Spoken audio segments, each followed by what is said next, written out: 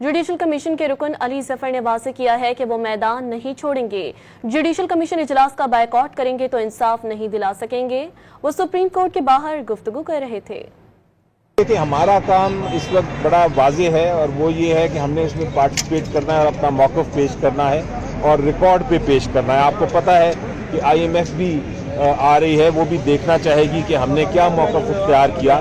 Boycott جواب نہیں ہوتا۔ بائیکاٹ تو ایک طریقہ کار ہے جہاں آپ چیز کو چھوڑ دیتے ہیں کسی اور کے ہاتھ۔ ہم نے میدان نہیں چھوڑنا۔